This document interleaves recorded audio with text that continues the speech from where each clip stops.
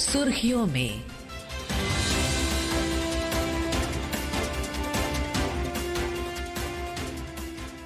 ये आकाशवाणी है। प्रस्तुत है कार्यक्रम सुर्खियों में। इसके अंतर्गत सुनिए आतंकवाद के खिलाफ भारत की निर्णायक प्रतिक्रिया पर परिचर्चा। इसमें भाग ले रहे हैं पूर्व राजदूत प्रभु दयाल और रक्षा विश्लेषक लेफ्टिनेंट जनरल राजीव चोपड़ा। कार्यक्रम का संचालन कर रही हैं सोनू सूद।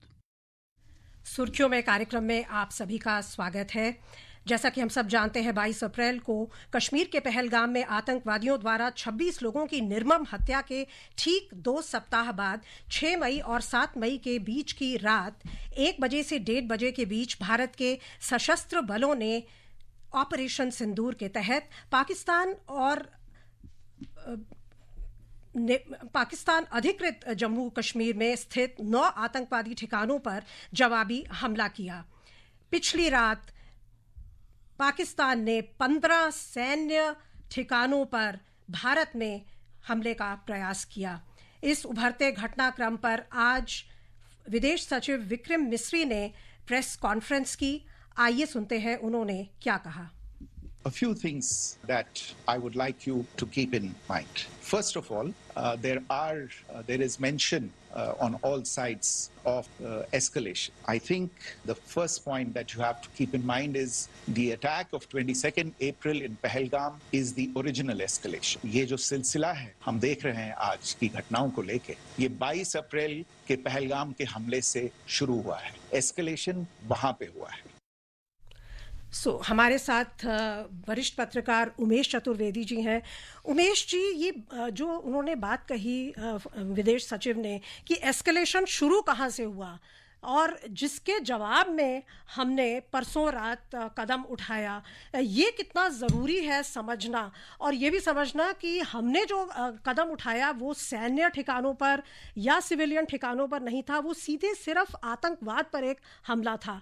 और कल जो हमला हुआ है पाकिस्तान द्वारा, कैसे आप देखते हैं इस सिचुएशन को? देखिए, या हमले का प्रयास हुआ है पाकिस्तान द्वारा? देखिए, पहले तो मैं ये फिर से दोहरा दूं कि भारत ने कोई हमला नहीं किया, भारत ने प्रतिक्रिया स्वरूप कार्रवाई की है। ये एक्शन है इंडिया का आतंक के खिलाफ, और भारत ने इस कार्रवाई के जरिए एक संदेश दिया है। अब भारत, आप देखिए कि अकेले अगर कश्मीरी इलाकों में जो आतंकवाद हो रहा है और जो पाकिस्तान से जो निर्यात वाला आतंक है, खासतौर पर 1990 से जो शुरू हुआ है कश्मीर और उसके एडजॉइनिंग एरिया के चलते, या उसके संदर्भ में जैसे मुंबई हमला है या पठानकोट है या जैसे भी है, तो 3 दशकों से भारत जो है आतंकवाद से प्रताड़ित है, बहुत पीड़ित है, बहुत ज़्यादा परेशान है, बहुत सारे बेगुनाह खून बह चुके हैं। भारत अभी तक दुनिया के सामने एक जाता रहा उसका संदेश कि वो सॉफ्ट स्टेट है। इस एक्शन के जरिए, जो पहलगाम एक्शन है, इस एक्शन के जरिए भारत ने ये दिखाने की कोशिश की है, पूरी दुनिया को संदेश दिया। और पाकिस्तान को तो सबसे बड़ा संदेश है, पाकिस्तान की सेना को सबसे बड़ा संदेश है, पाकिस्तान की आई को बहुत बड़ा संदेश है कि भारत अब सॉफ्ट स्टेट नहीं रहा।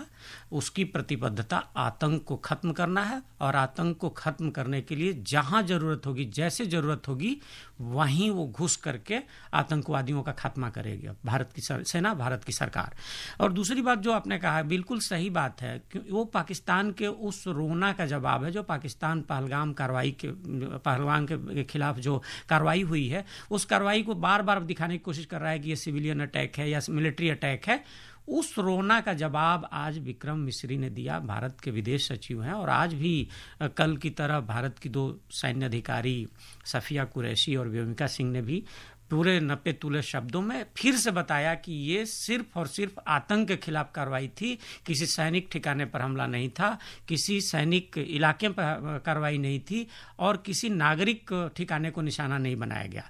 और जहां तक आपने वो जो सवाल आखिर में पूछा कि ये जो जवाबी हुआ है, पाकिस्तान एक तरफ तो रो रहा है, दूसरी तरफ उसने जिस तरह से 15 शहरों को निशाना बनाने की कोशिश की है। अलग बात है कि हमारे जो इंटेलिजेंस सूत्र हैं, हमारी जो तकनीकी इंटेलिजेंस है, उन्होंने पकड़ लिया।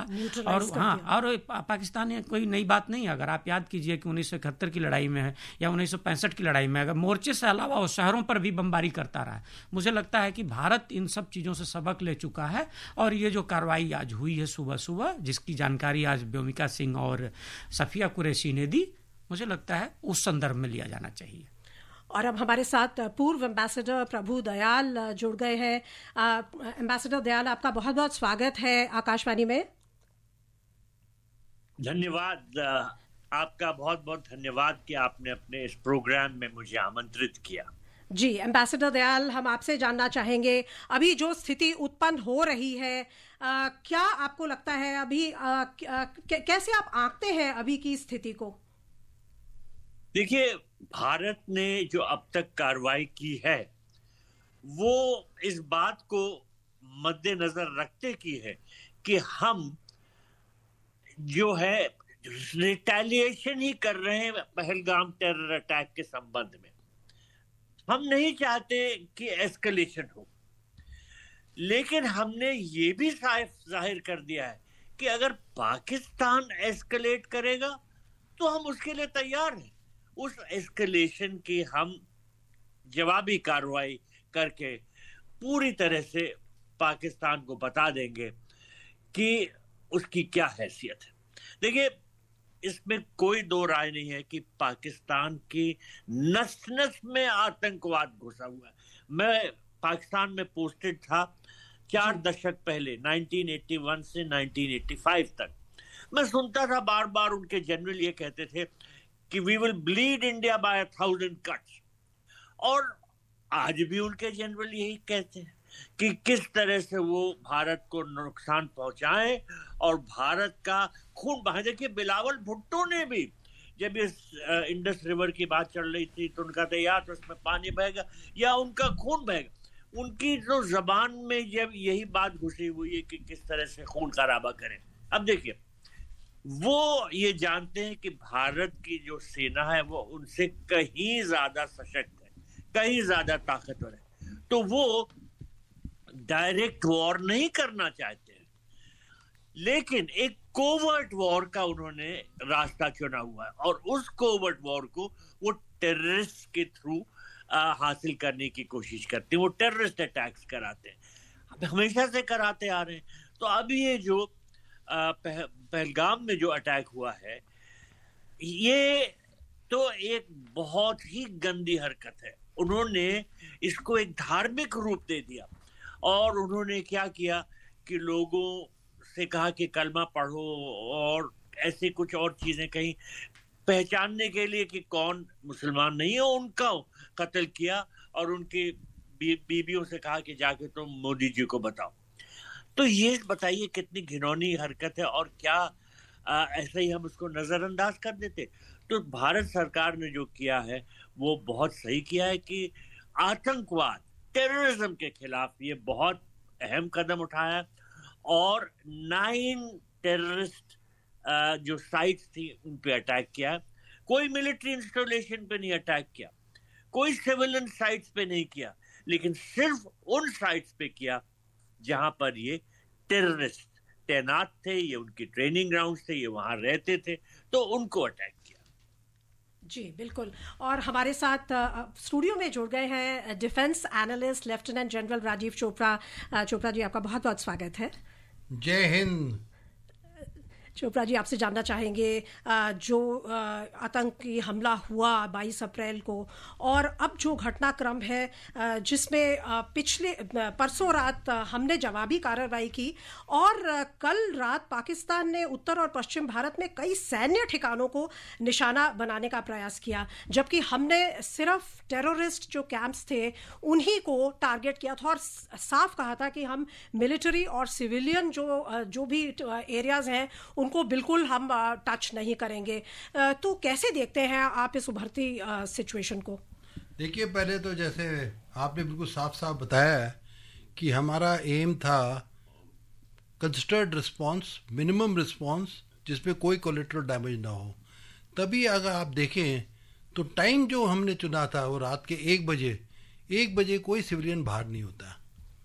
तो बहुत डेलिब्रेट किया था कि हम ऐसा अटैक करें कि सिर्फ और सिर्फ उनके टेररिस्ट कैंप पे हों।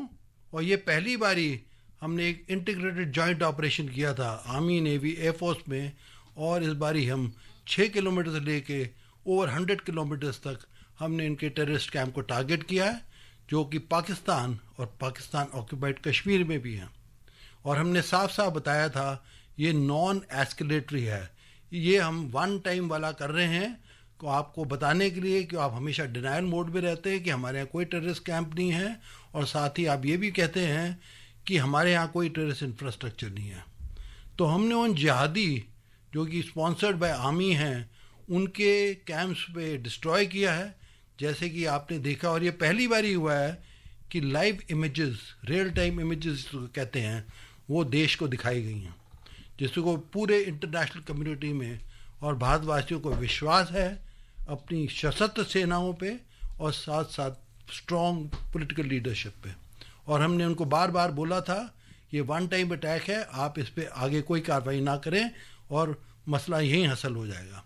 पर जैसे कि आपको मालूम है कि पाकिस्तान की इंटरनल सिक्योरिटी सिचुएशन बहुत ख़राब चल रही है, उनकी इकॉनमी बहुत बुरी है।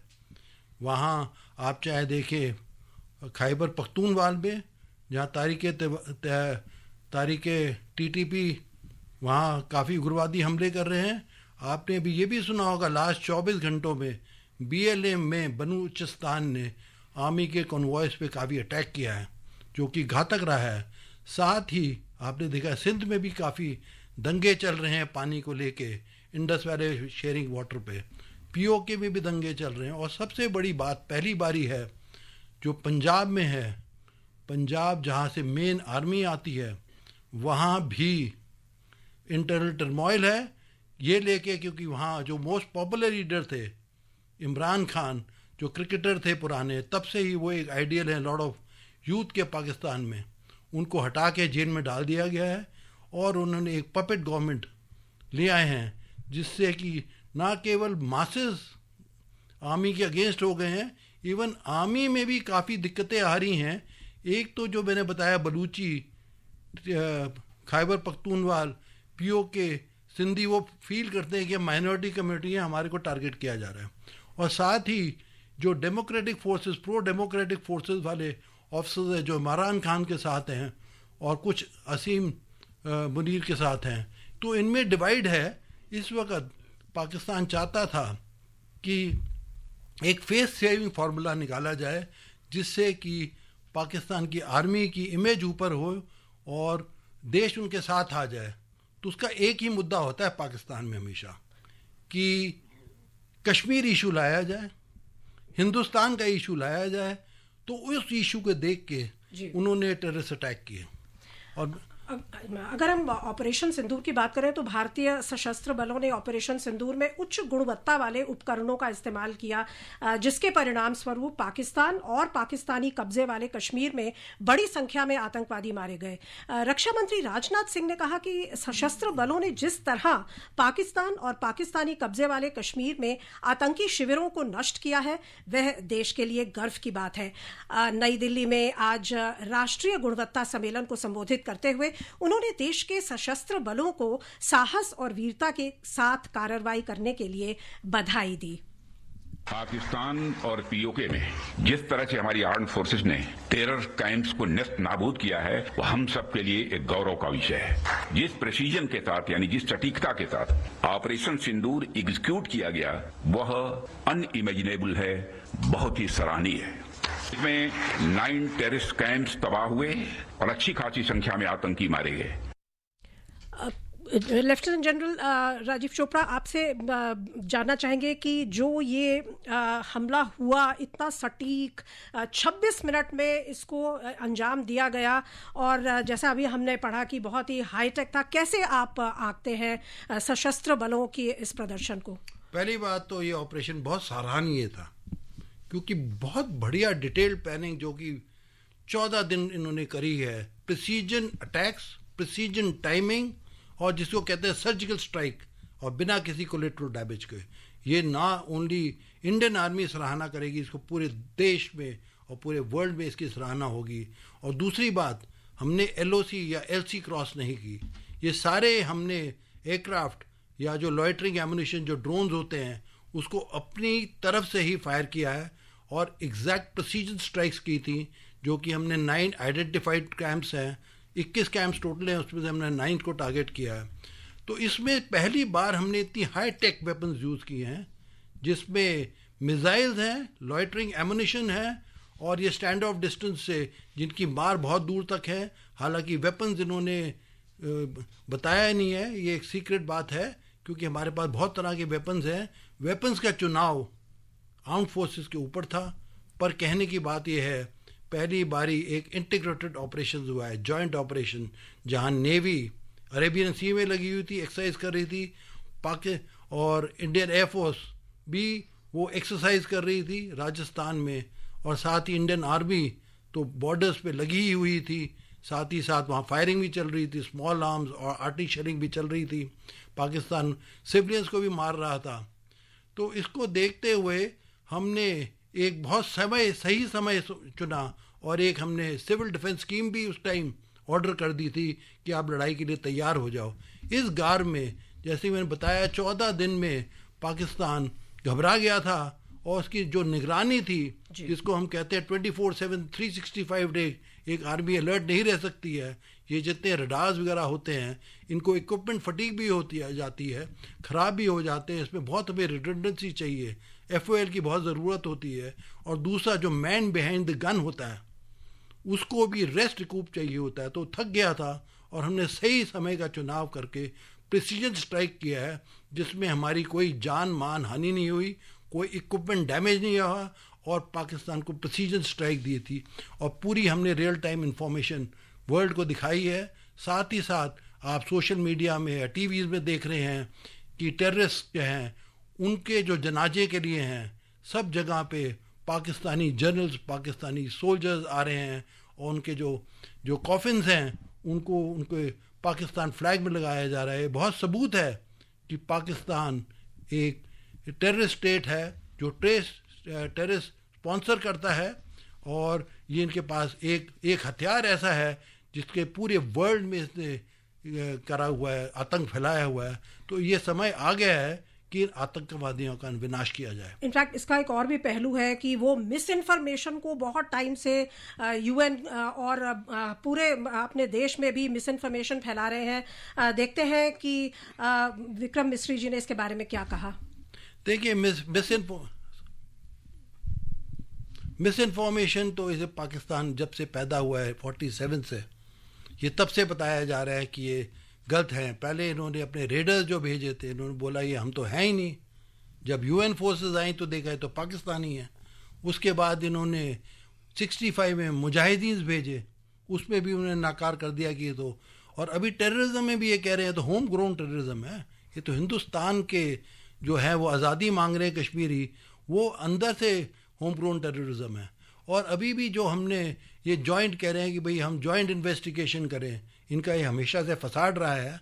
अगर आप देखिए 26/11 में पठानकोट उरी अटैक के बाद हमने इनको काफ़ी मौके दिए, पर वो फाइलों पे फाइलें मूव होती हैं, जॉइंट डेटा दिखाया जाता है, इनका इंस्पेक्शन भी कराया था पठानकोट में, पर ये टाल मटोल करते रहते हैं, और हमेशा जैसे इनकी आदत है झूठ बोलने की, डिनायल मोड में रहने की, जो कि आज हमारे फॉरेन मिनिस्टर ने भी बताया है जी। बिल्कुल, इनफैक्ट जो फॉरेन सेक्रेटरी जी ने कहा अपनी ब्रीफिंग में, इस संदर्भ में आइए सुनते हैं।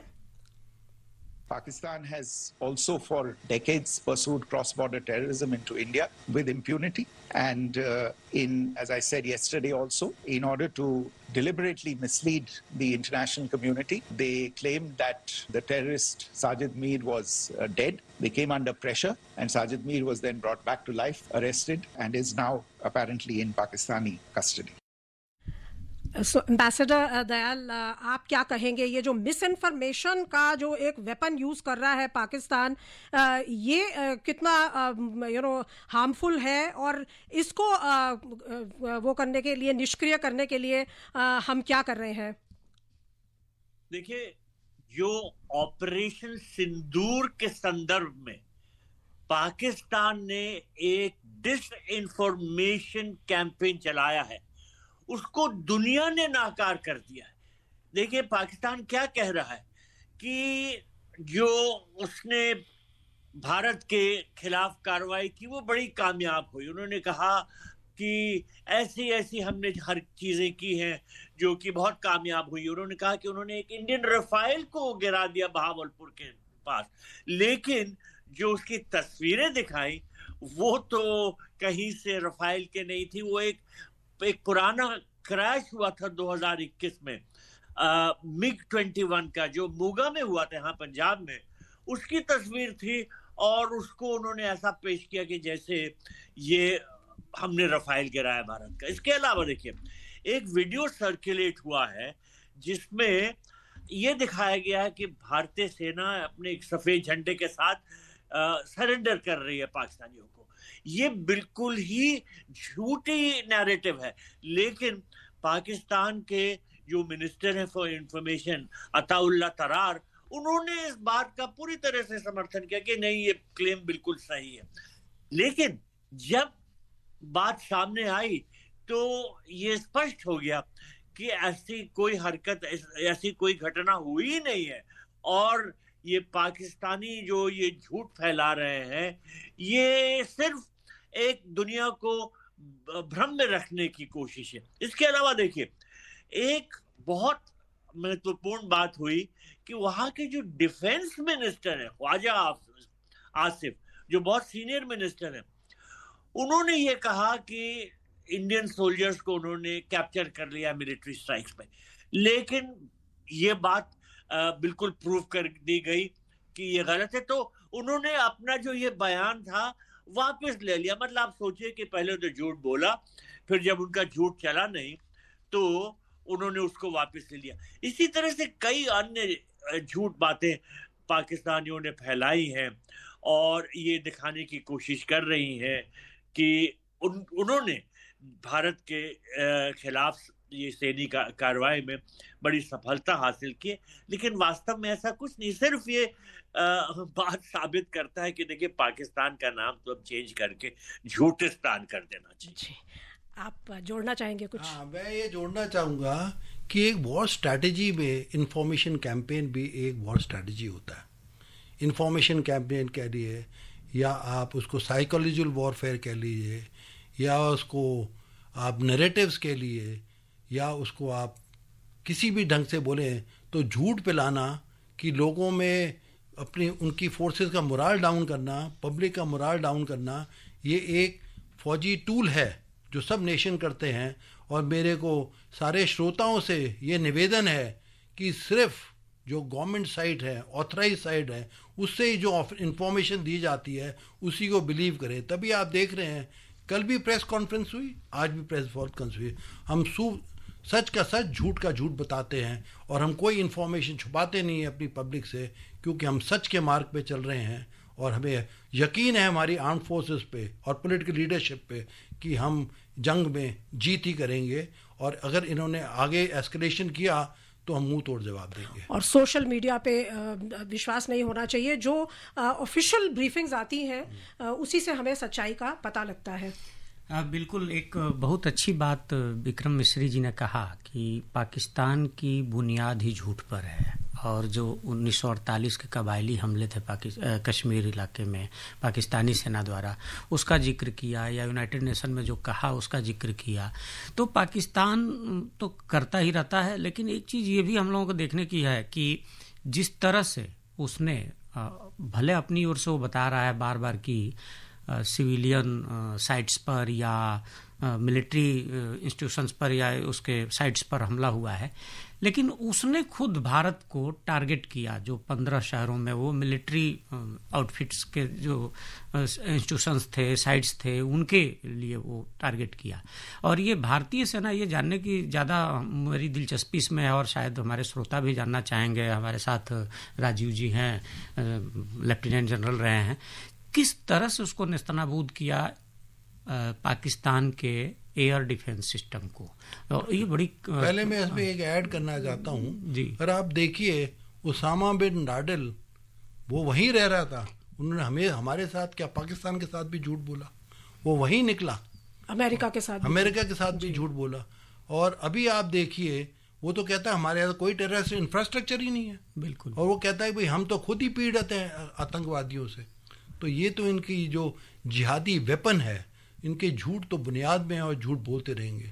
आप में से क्या पूछना चाह रहे हैं? मैं ये पूछ रहा था कि जो आज भारत के 15 शहरों को निशाना बनाना चाहते थे पाकिस्तानी सेना के जवान या पाकिस्तानी सेना के, जो उसको किस तरह से हमारी सेनाओं ने नेस्तनाबूद किया और उनके एयर डिफेंस सिस्टम को एकदम से पंगु बना दिया। ये बड़ी हमारी कामयाबी है, लेकिन ये कैसे हुआ होगा और किस तरह से होता है, जरा ये देखिए, हमें पूरा यकीन था, क्योंकि अपना नाक बचाने के लिए आसिम मुनीर जी काउंटर स्ट्राइक तो करेंगे ही करेंगे, रिटेलिएट तो करेंगे।